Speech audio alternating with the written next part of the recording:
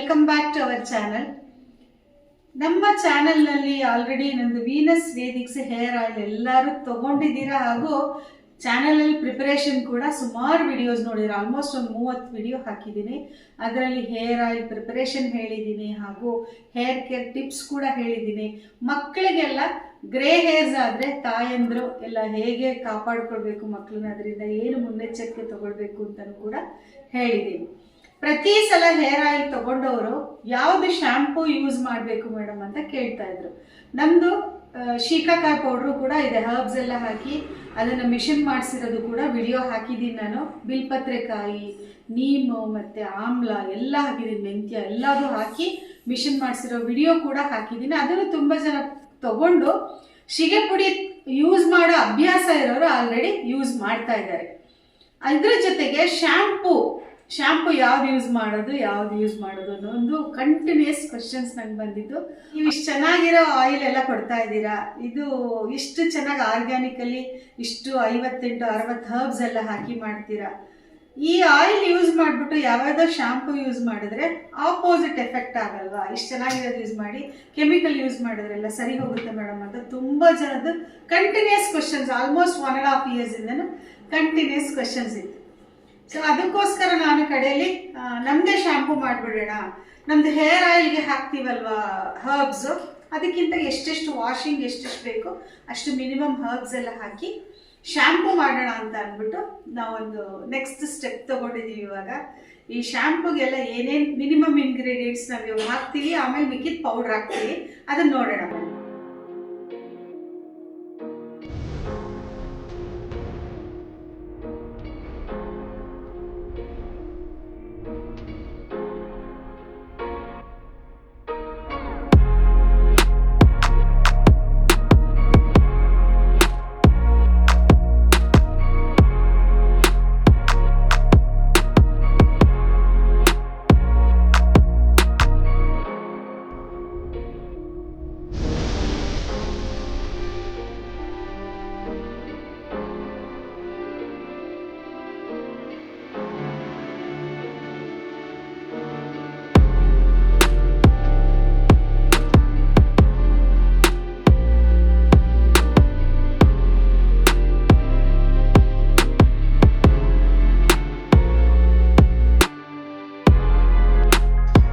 Herbs ಎಲ್ಲ ಈ ಥರ ಒಂದು ದಿವಸ ನೆನೆ ಹಾಕಿಬಿಟ್ಟು ಇವಾಗ ಕುದಿಯೋಕೆ ಇಟ್ಟಿದ್ದೀವಿ. ನೆಕ್ಸ್ಟ್ ನಮ್ಮದೇ ಆದ ಶ್ಯಾಂಪೂ ರೆಡಿ.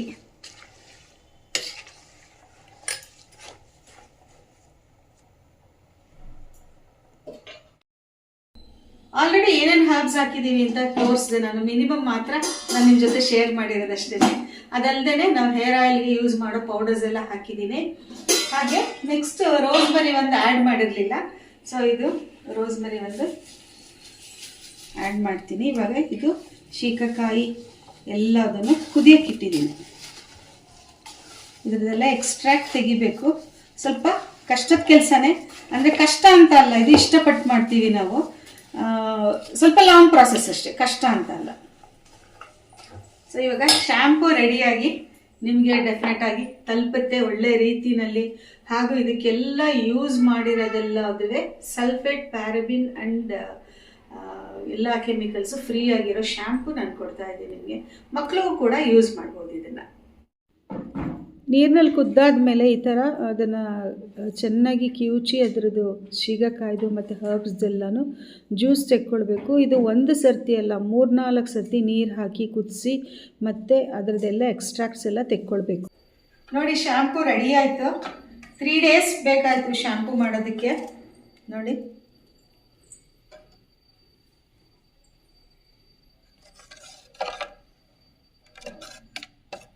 ಇದಕ್ಕೆ ಯಾವುದೇ ಫ್ಲೇವರ್ ಹಾಕಿಲ್ಲ, ಏನೂ ಇಲ್ಲ. ನಿಮಗೆ ಶೀಕಾಕಾಯಿ ಮತ್ತು ನೆಲ್ಲಿಕಾಯಿ ಹರ್ಬ್ಸ್ ವಾಸನೆ ಬರುತ್ತೆ ನಮ್ಮ ಶ್ಯಾಂಪೂನಲ್ಲಿ.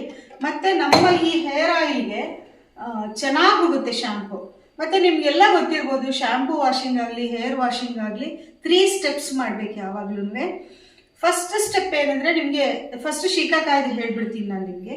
ಶೀಕಾಕಾಯಿ ಒಂದು ಬಟ್ಲಲ್ಲಿ ನಿಮ್ಗೆ ಎಷ್ಟು ಕ್ವಾಂಟಿಟಿ ಬೇಕೋ ಅಷ್ಟು ತೆಕ್ಕೊಂಡು ಬಿಡಬೇಕು, ನೀರಿನಲ್ಲಿ ಕಲಿಸ್ಬಿಡ್ಬೇಕು.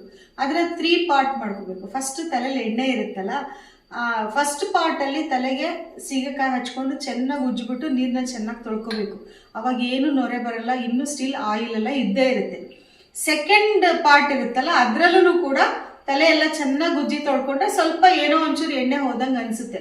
ಮೂರನೇ ಪಾರ್ಟ್ ಇರುತ್ತಲ್ಲ, ಅದರಲ್ಲಿ ಉಜ್ಕೊಂಡ್ರೆ ಅವಾಗ ನೊರೆ ಬರುತ್ತೆ. ಅವಾಗಲೂ ನೊರೆ ಬರಲಿಲ್ಲ, ಅಕಸ್ಮಾತ್ ಜಾಸ್ತಿ ಕೊಳೆ ಇತ್ತು, ಆಮೇಲೆ ತುಂಬ ಎಣ್ಣೆ ಇತ್ತು ಅಂತಂದರೆ 4 ಸರ್ತಿ ಹಚ್ಕೊಂಡಾಗ ಚೆನ್ನಾಗಿ ನೊರೆ ಬರುತ್ತೆ.